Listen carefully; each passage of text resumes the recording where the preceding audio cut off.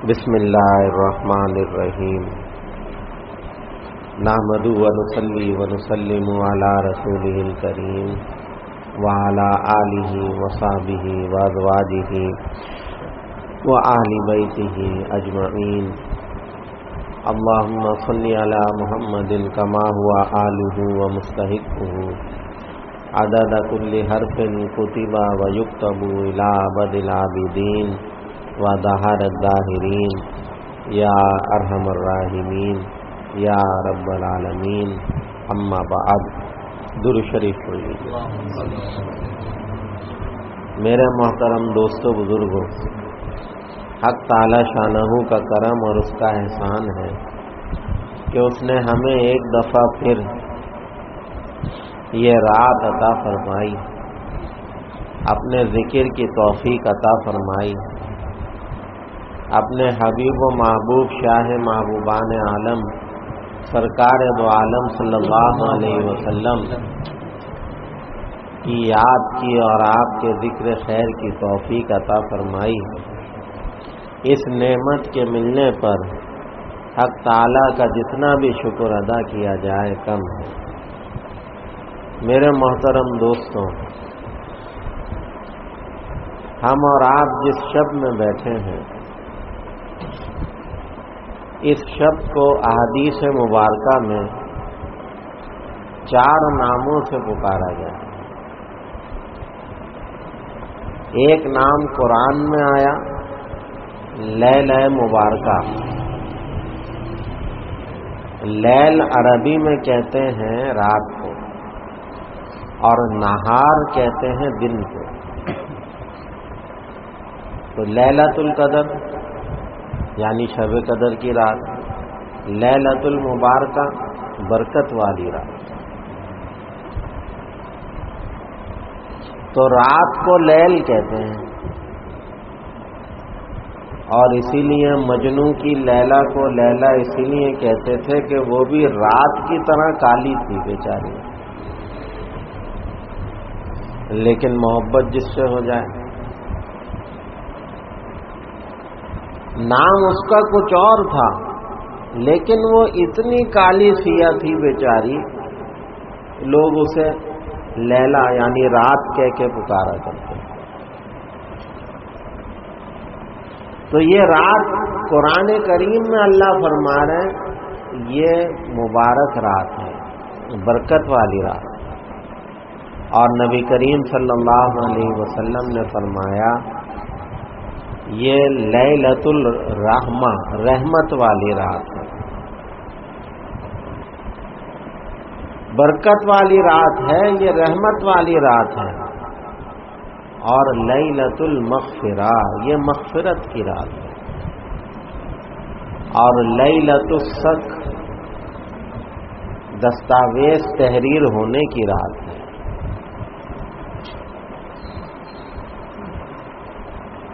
حضرت سیدنا شیخ عبد القادر جیلانی رحمۃ اللہ علیہ، محبوب سبحانی غوث سمدانی سیدنا شیخ عبد القادر جیلانی رحمۃ اللہ علیہ فرماتے ہیں کہ دیکھو، زمین اور آسمان کے درمیان 4 عیدیں ہیں۔ 2 عیدیں تو اللہ نے ہمیں دی، عید الفطر اور عید الاضحیٰ۔ یہ عیدیں دن میں ہوتی ہیں، اور فرمایا کہ 2 عیدیں اللہ نے رکھی، ایک لیلۃ القدر اور ایک شب برات۔ یہ 2 راتیں جو ہیں یہ در حقیقت میں فرشتوں کی عید ہوتی ہے۔ ہم انسان ہیں، ہم دن میں جاگتے ہیں، رات سونے کی ہے، تو اللہ نے ہمیں عید دن میں عطا فرمائی۔ فرشتے نیند سے پاک ہیں، سوتے نہیں ہیں، اللہ نے ان کی عید رات میں رکھ دی۔ تو یہ بھی ایک بات ہے کہ آج فرشتوں کی عید ہے۔ آج کی رات زمین اور آسمان کے فرشتے اپنی عید منا رہے ہیں، اور عید خوشی کا دن ہی ہوتا ہے۔ حضور اقدس صلی اللہ تعالی علیہ وسلم اپنے حجرہ مبارک میں اما عائشہ رضی اللہ تعالی عنہا کے ساتھ آرام فرما رہے ہیں۔ رات کے کسی پہر میں اما عائشہ کی آنکھ کھلی تو دیکھا آقا علیہ الصلوۃ والسلام اپنے بستر پہ موجود نہیں ہے، تو پریشانی سی لاحق ہو گئی کہ بغیر اطلاع دیے آقا رات کے اس پہر میں کہاں تشریف لے گئے۔ تو باہر ایسے نگاہ ماری، نبی کریم صلی اللہ تعالی علیہ وسلم کی شان یہ تھی، آپ کا معجزہ یہ تھا کہ اللہ نے آپ کے جسم اطہر میں دنیا کے مہنگے سے مہنگے عطر اور پرفیوم سے زیادہ خوشبو اور مہک رکھی، اور حضرات صحابہ کرام یہ فرماتے ہیں کہ ہم حضور کے جسم اطہر کی خوشبو سے پہچان لیا کرتے تھے کہ آقا اس راستے سے گزرے ہیں۔ اما عائشہ فرماتی ہیں کہ وہ ٹھنڈی ٹھنڈی ہوا کے ساتھ جب آقا کے جسم اطہر کی خوشبو محسوس ہوئی تو میں سمجھ گئی یہ جنت البقیع کی طرف ہے۔ فرماتی ہیں میں بھاگی بھاگی گئی جا کے دیکھوں تو صحیح، تو کیا دیکھا کہ نبی کریم صلی اللہ علیہ وسلم مرحومین کے لیے دعا فرما رہے ہیں۔ آپ نے یہ منظر دیکھا تو کچھ اطمینان ہوا اور واپس تشریف لے آئی۔ پیچھے پیچھے آقا علیہ الصلوۃ والسلام بھی تشریف لے آئے۔ دیکھا عائشہ جاگ رہی ہیں، سانس بھی پھولا ہوا ہے۔ عائشہ خیریت ہے، کیا ہوا؟ یا رسول اللہ آپ بستر پہ موجود نہ تھے، مجھے پریشانی ہوئی، آپ کو دیکھنے کے لیے چل پڑی۔ تو کیا دیکھا؟ آپ کو جنت البقیع میں دیکھا، آپ مرحومین کے لیے اصال ثواب فرما رہے۔ آپ نے فرمایا کہ اے عائشہ میرے پاس جبرائیل آئے تھے، اور جبرائیل نے آ کر مجھے یہ خبر دی کہ یا رسول اللہ صلی اللہ علیہ وسلم کھڑے ہو جائیے اور آسمان کی طرف نگاہ اٹھائیے۔ آقا فرماتے ہیں کہ میں نے جب آسمانوں کی طرف نگاہ اٹھائی تو اللہ نے مجھے یہ منظر دکھایا کہ جنت کے سارے دروازے کھلے ہوئے اور کوئی فرشتہ یہ پکارتا ہے کہ خوشخبری ہے اس شخص کے لیے جو آج رات کو ہاتھ باندھ کے رب کے آگے کھڑا ہے۔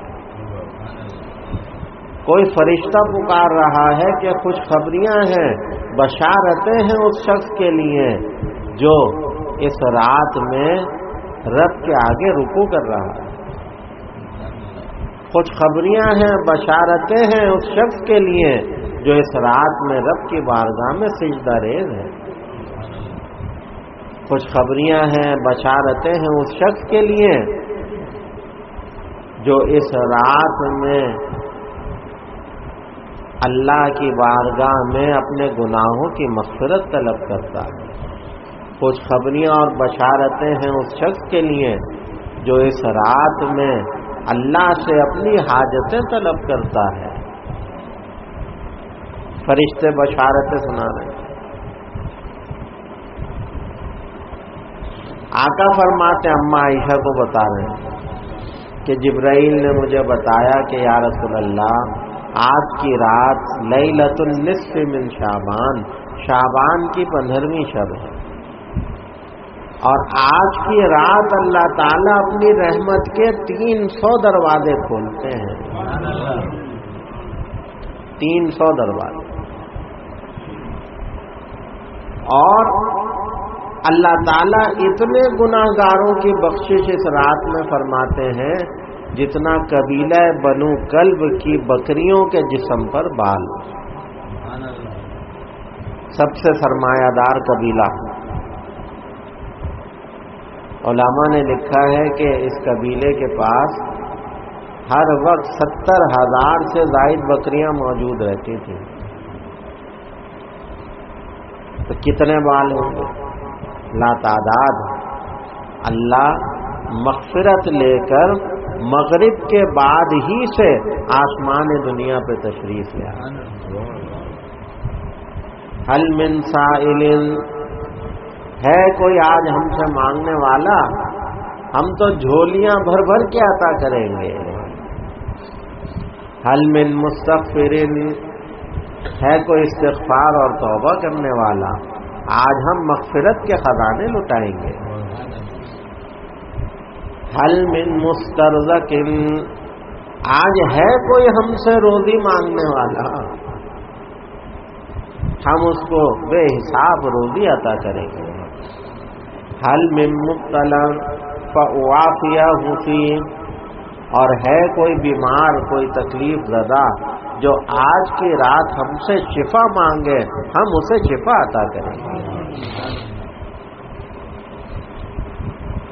تو سمجھ آیا کہ کتنی مبارک رات ہے.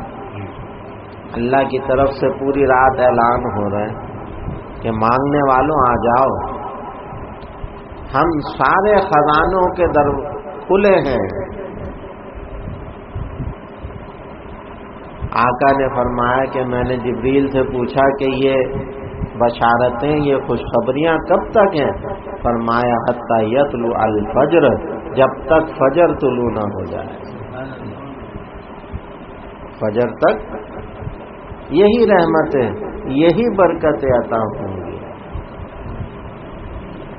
فرمایا کہ جس شخص نے شب برات میں 2 رکعت نفل بھی ادا کر لیے،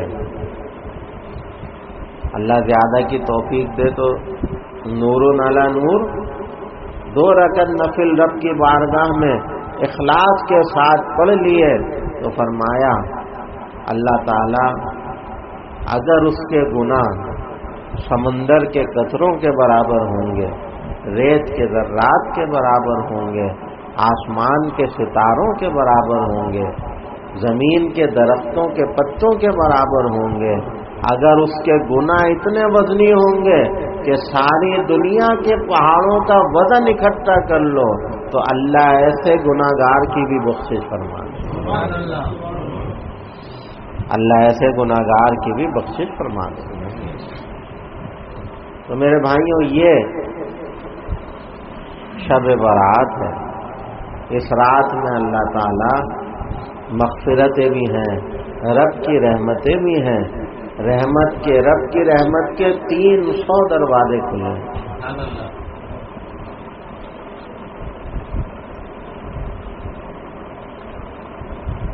حضور اکبر صلی اللہ تعالی علیہ وسلم نے اما عائشہ کو یہ ساری فضیلت سنائی کہ میں اس لیے جاگا کہ جبریل آیا اور مجھے یہ ساری باتیں بتائیں،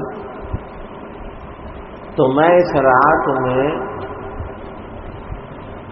قبرستان چلا گیا تاکہ مرحومین کو بھی اس رات میں شریک کر لیا جائے، ان کو بھی اپنی دعاؤں میں شامل کر لیا جائے.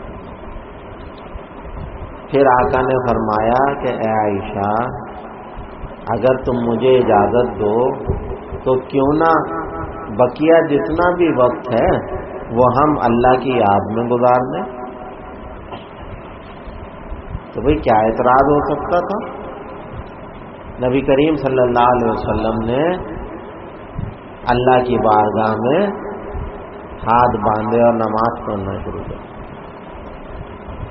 اما عائشہ فرماتی ہیں کہ آقا کی نماز اتنی طویل، اتنی مجاہدے والی نماز کہ لمبی قرات فرمائی، لمبے رکوع فرمائے اور سجدے بھی طویل فرمائے. فرماتی ہیں کہ آقا کا ایک سجدہ تو اتنا طویل ہو گیا کہ میرے دل میں یہ وسوسے آنے لگے کہ اللہ نہ کرے کہیں سجدے میں آقا وفات تو نہیں پا گئے. آقا